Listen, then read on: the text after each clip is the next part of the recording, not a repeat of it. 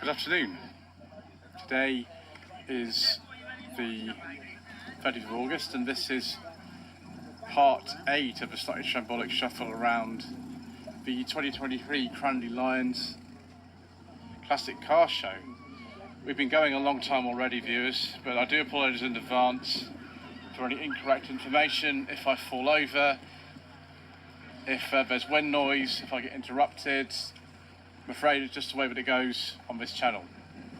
So this is a Bedford CF from 1986-87 with a Suzuki Super Carry on the back from 96-97. I remember these Super Carries and the CFs very, very well. I don't know if this is just staged for the purposes of the event or if that genuinely is broken down. I don't know. We'll have to see. I think we might have seen this this MG somewhere else earlier on. I'm not sure, but we have to continue because we've unbelievably got an awful lot more to film. But this could be a 10 to 11 part series, which is absolutely ridiculous. But we will just keep going. Mark II Ford consoles. So many of these here today. There's at least 10 of these, which I can't believe. It must be like most of them in the country that actually have survived or actually at the show, which is unbelievable, really. And then we've got the Ferrari. This looks like a sort of Ferrari that was in Ferris Bueller's Day Off. I might be wrong. 63 registration on this. This is some kind of replica or something. I really don't know. Somebody in the comment section below tell me if that is a real one or if it's something else, because I don't know. Oh, a Humber Imperial. Is this the Humber Imperial that Mr. Richardson from Furious Driving had on his channel a while ago? It could actually be 66 Humber Imperial, based on the Super Snipe, but even more, well, imperious. Yes, it's been on the Furious Driving channel. I thought so, viewers. Before any of you in the comment section start telling me, I've already told you. And then we have an Opel Manta B. This is the saloon version. There was also a hatchback version of this available. This is a GTE, so 83, 84. I think we've seen this XR2 somewhere before, actually. Let's just see if it tells us what. It's a 1989, but made in 1988. Originally exported to Germany, but registered over here. And there's a friend there as well. Hello.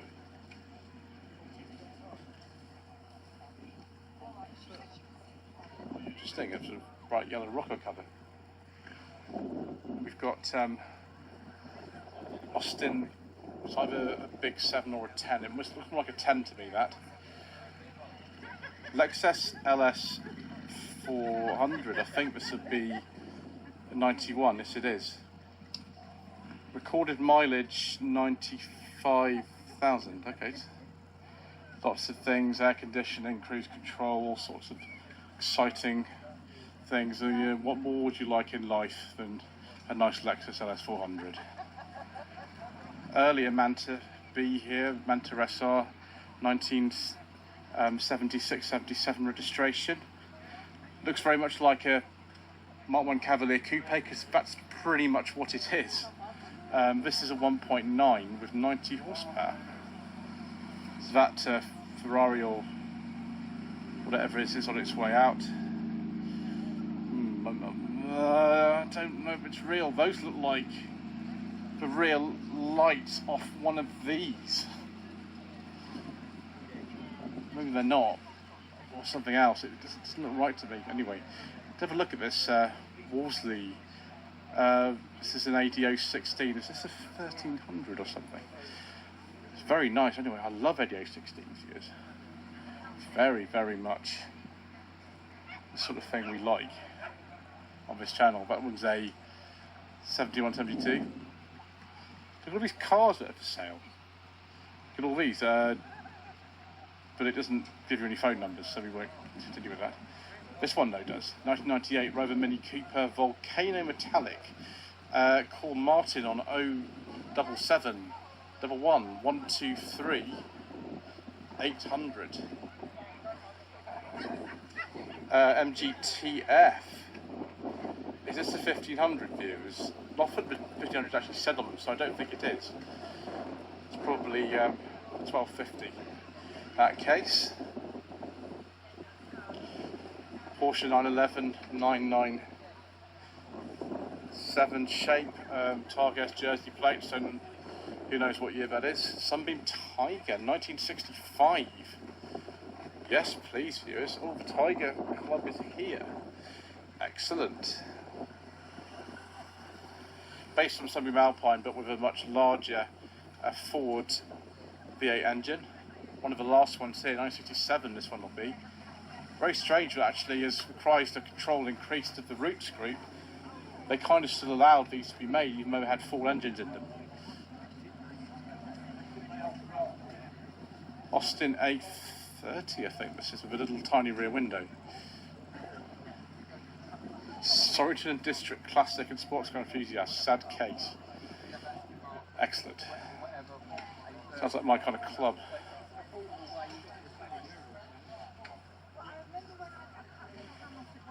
(1968 to 69) Ford Cortina Mark II 1600E. We've seen a lot of these here today, haven't we? Lots of Mark II Cortinas. Then Mark II Jaguar 3.8. See a lot of those here today as well. Probably even more than the Mark II Cortinas. I've seen lots of these though. 1965 Alfa Romeo 2600 Sprint, and it's in right-hand drive. What an amazing car. Styled by Bertone.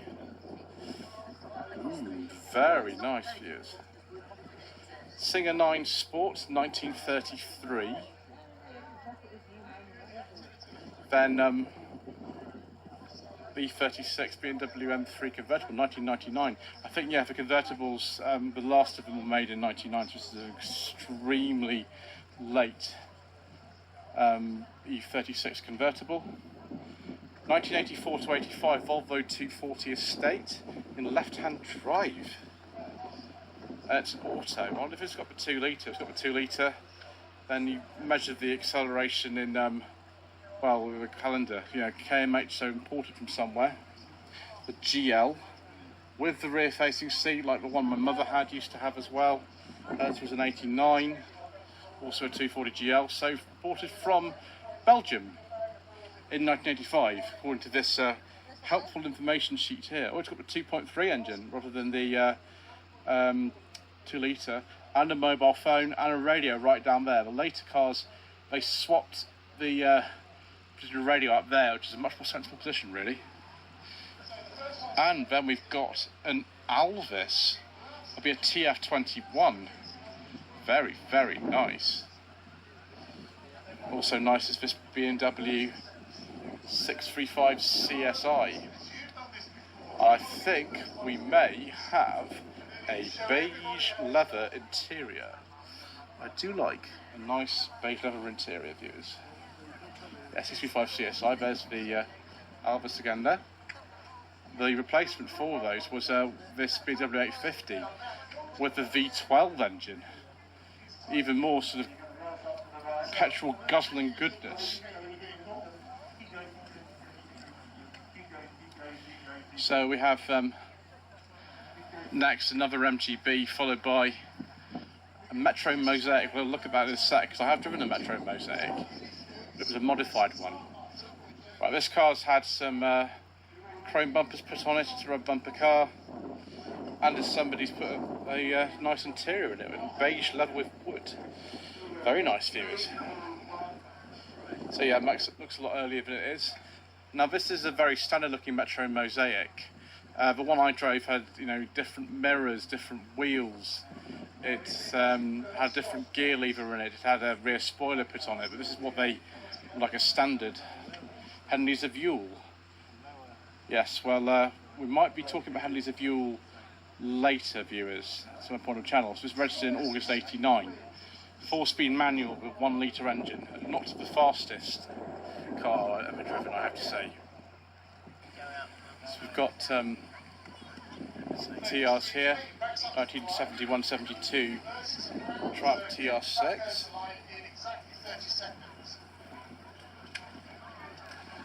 Then another TR6 here, again, same on a K plate. This one I prefer though because it's got a very lovely leather interior in it. Blue leather's not so much what I prefer, as many of you know. Next to it, TR4, not a TR4A, because that would say TR4A IRS on the back.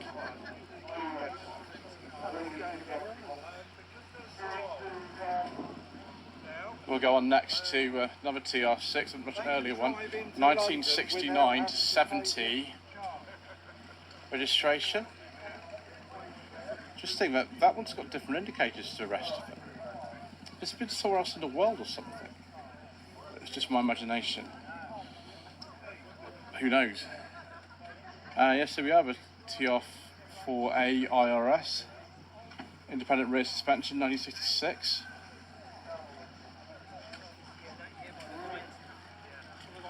Then Porsche 944. So a lot of these there, haven't we? MGTF. Austin, look at the rear window. A35. Also the grille is definitely A35s. MG Midget. I think that's a Mark III, I'm not quite sure. This is Sunbeam Tiger.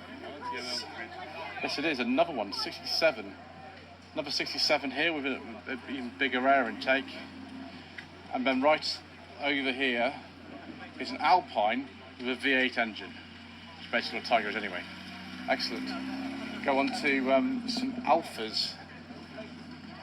2008 Alfa Romeo. I think this is a Barrera that we saw yesterday. Yeah, this was 2.2 JTS. Hello to @that_blue_Brera again on Instagram. This one is a Zagato bodied Alfa Romeo Giulia. We saw this somewhere else, but I can't remember where. A Junior Z, there we go. I like that view very much. In fact, we've got some more tasty treats over here. We've got loads more tasty treats, in fact. We like Alfa Romeo's views, don't we? Like those very much. GT 1300 Junior, 71-72 plate. I have driven a car very much like this, but it had a 2000 engine in it. They look like they're going to have a great driving position until you actually try to get in, and you realise you can't reach the gear stick, you've got to go forward, which ruins your perfect driving position. 156. I think this was about sort of kind of last year for these. It's a 56 plate. Look at that biscuit interior and everything, and a nice V6. Very nice. Also a nice V6 in this GTV, I think. That bonnet bulge suggests it is a GTV6 as opposed to a normal GTV. Yes, it is the 3-litre Busso. 916 GTV here. Oh, again with the Busso engine. 2002 to 3 registration. I've driven a 916 Spider. That was just a JTS though, not quite the same. Another 105 series coupe here, 1968-69. This is the 1750, which is most agreeable. Another GTV here, it's earlier type, 1998-1999 registration. And then we have something very unusual. It's an Alfa Romeo Montreal with, I think it was a 2.6 V8 or something in these. Yes, please, viewers. And there was another Montreal actually here earlier on, but we did sort of capture in the background, I think. Another Brera here. I hope this has got an engine that we can talk about, viewers. Yeah, I can't really see. I hope so. Yeah, it's a JTS. It's 2008. This one we can't talk about. What about this Spider here. That is a really pretty car. Goodness me, that's nice. Earlier Spider here, 1991 registration. That's the last of this type. I can't remember what series this was called, but they're still based on the same sort of chassis as the old Julia from the 60s. Made them, kept making them until I think 1994. So 2002 916 Spider Twin Spark.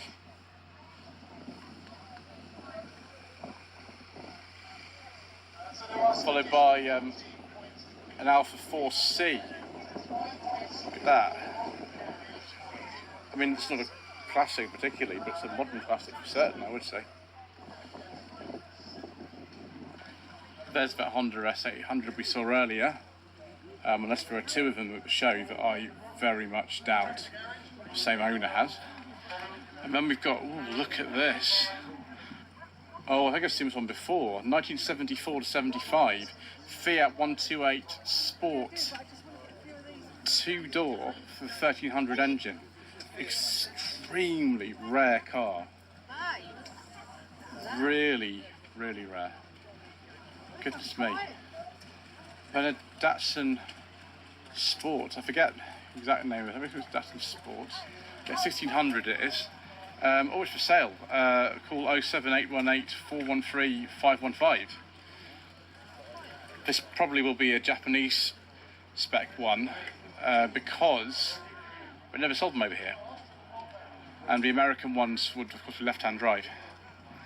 For some reason, it's got a miles per hour speedometer. Maybe it's an Australian market one or something. But yeah, use of a fair lady name as well. Let's try not to fall over anything here, so that would be bad. 1969 to 70, Datsun 240Z.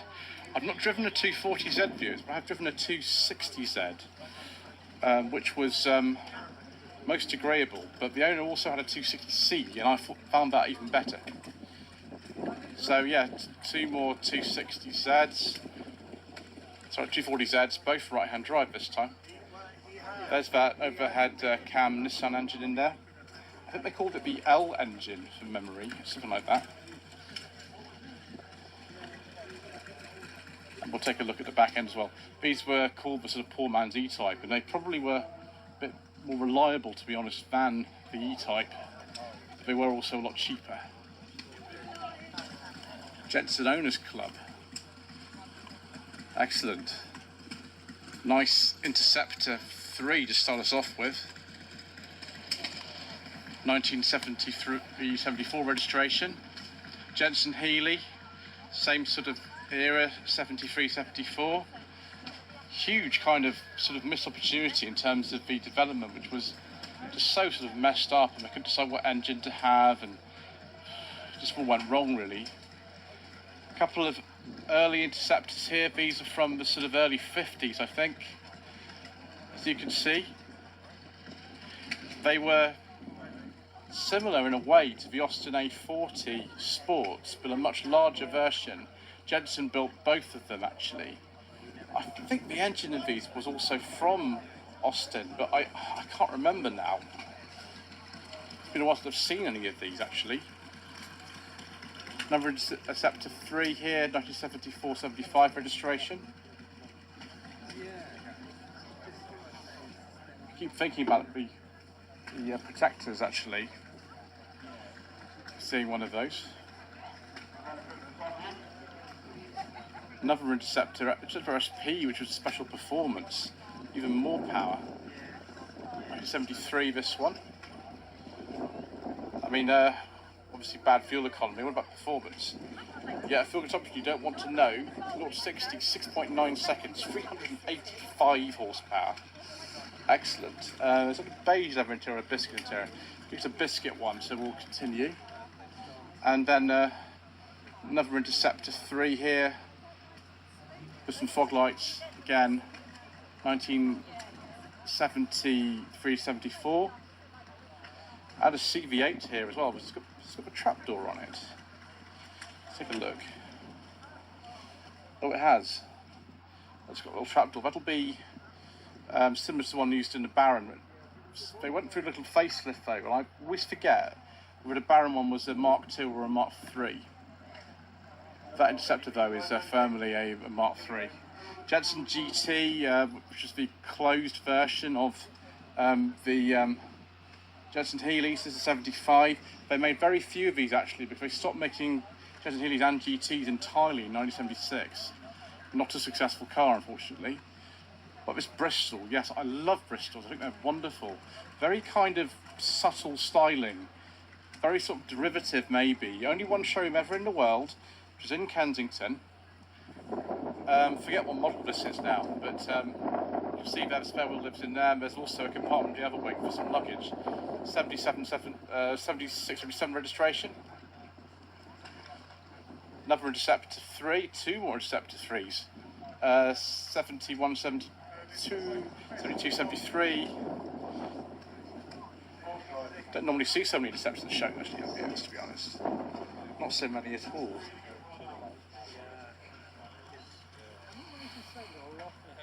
And this, another CV8 here, which is a Mark III. That's got the same red interior as the one in the Baron. Looks very similar to it, doesn't it? Very similar. Jensen FF. Yes, four-wheel drive experiment. It didn't go particularly well, unfortunately. What's that, 70 to 71. Then we've got a Jensen Healey here. This one is a 73. There we go. Wonderful. I think we've almost missed something here. That's a Mazda. Whatever club was there is gone.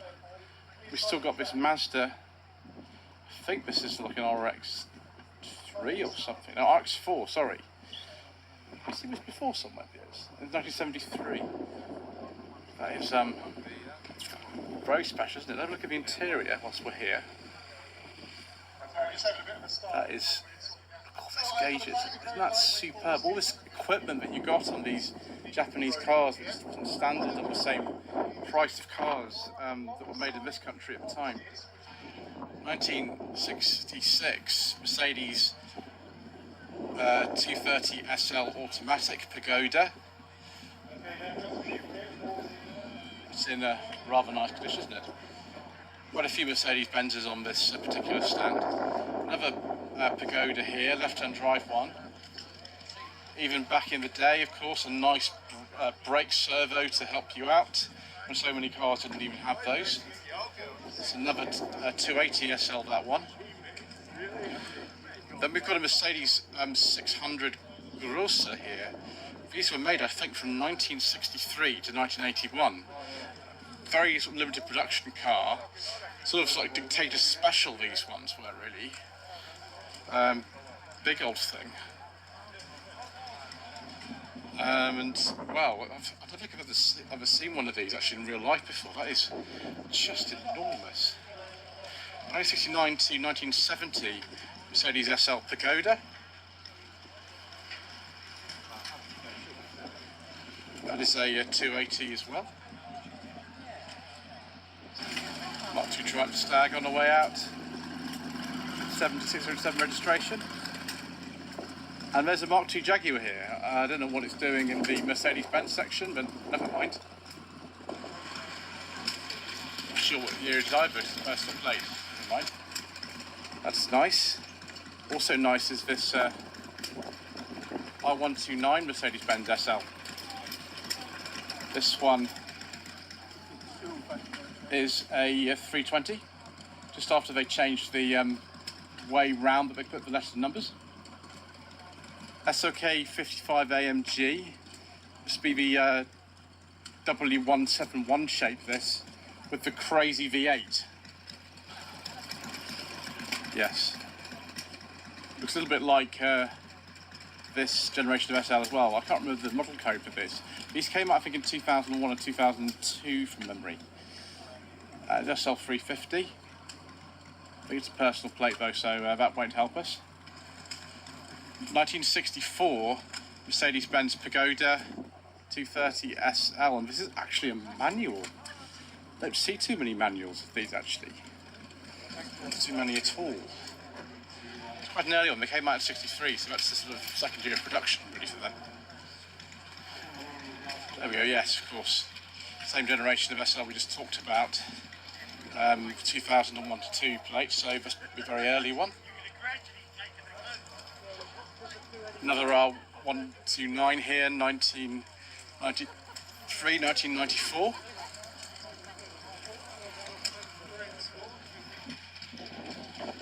First generation CLK here in an interesting shade of pink. Maybe not exactly what I would pick myself, never mind viewers. Another one of these later SLs. And then C124. Similar in age to the one that I drove actually on the channel earlier this year. 320C as opposed to the 220C. W123 230E, 1982, 1983 registration.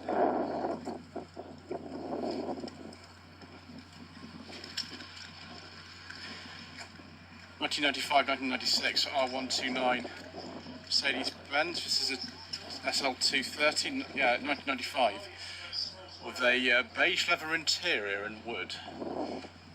Very nice, viewers. We like that very much. And then one of the modern C-classes, we'll skip over that. I think it's a bit too on to be here, really. This 280 SE 3.5 though. I mean, these were exceptionally expensive cars when they were new. Complete with a beige leather interior and some wood.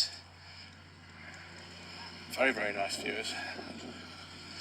Yeah, 6970, probably one of the last of its shape, I think. Stand here for Mill Valley Specialist cars. 1999 to 2000 R129 SL 320. Ooh, that's a very nice interior. Is that beige, viewers? Never mind, I like it. Look, we've got an information sheet on here as well. So, what year is this? This is £17,000. This is just a V6. Yeah, it's a 99. What about this Triumph TR here? This looks like a TR8 to me. Triumph Unlisted. It's Triumph Unlisted, what is it, home? TR8 convertible, only 125 miles new. That's why it's £48,000. Registered in 1981, so it's one of the last ones. So we'll go and have a look at the back and see where it was made, because we can tell by the boot lock. Yep, that's a Solihull car. AC Cobra replica thing. What's this? Just look right, this tiny thing. It tells me what year it is. Yeah, 2005. Price on application. Ron Arts W152. What year have we made? It's 2004. 37 seconds. It's not nice sort of car really, viewers, but some people enjoy this sort of thing, don't they? Oh, this TVR, this is a bit more me. Oh, especially in dark blue with a beige leather interior and wood. Very nice. We'll have one of those. It's a Griffith 500 from 1997. It's a mere snip at £32,000. What is this? A gold Cirrus. I've never seen one of these before. Registered in 88, signed in 91. It's 3.5 over V8, of course it is. Look at this. There's a Rover ST1 gearbox, Ford Escort dashboard and steering wheel. Oh my goodness gracious me. And those are Opel Senator A rear lights. Wow. TVR 1800S. I think this is one of the later Grand Cherokes, actually, this one. From memory. Yeah, 1965, yeah, Grand Cherokee 1800S. We'll have the MGB engine. Don't fall over, viewers. To myself here. Then we've got some Morgans. Bell and Colville are here. Morgan +4. 2017. This is a 2-litre Ford engine. Hang on a second. Yeah, it's 17, but it's a personal plate somebody actually took from the beginning. Morgan Super 3-wheeler, first registered 22, and another Morgan Plus 4, which was, let's see if it was first registered. Just because you've got It's a 2023, and they cost £90,000. So it's a much more looking interior before, isn't it? Look at that. Yeah, Bell and Colville sell all kinds of funny specialist cars.